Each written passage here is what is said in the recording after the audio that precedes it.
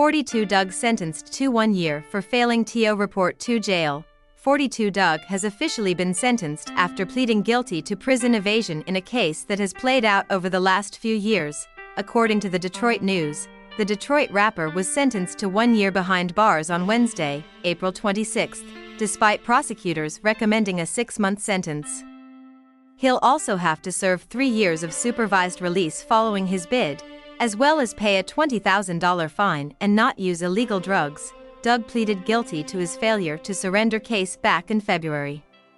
Though prosecutors agreed to recommend the same 6-month sentence he is accused of skipping out on, presiding Judge William Ray II had the ability to overrule the recommendation and hit Dugg with up to 5 years behind bars. The original issue began back in November 2019, when the Bureau of Alcohol, Tobacco, Firearms and Explosives, ATF, received a tip that Dugg had fired a weapon at an Atlanta gun range.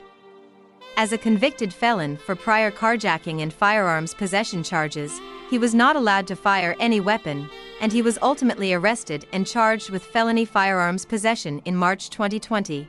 In May 2021, 42 Dugg and his legal team entered plea negotiations for the gun charge, which carried a maximum sentence of 10 years.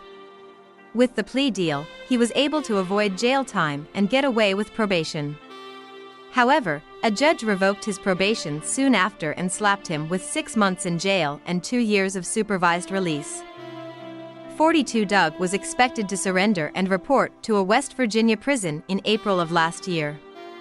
He did not, however, and federal agents had to retrieve him, which was evidently soon after he landed at a Detroit airport in May.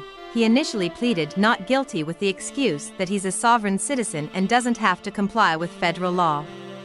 That failed to work, however. In March, 42 Dugg tweeted from behind bars while awaiting his fate. "A lot of these NGAS got get out jail free cards. I guess 'cause I'm turned I gotta go through the worst." He wrote, "Death before dishonor, #FreedomBoys."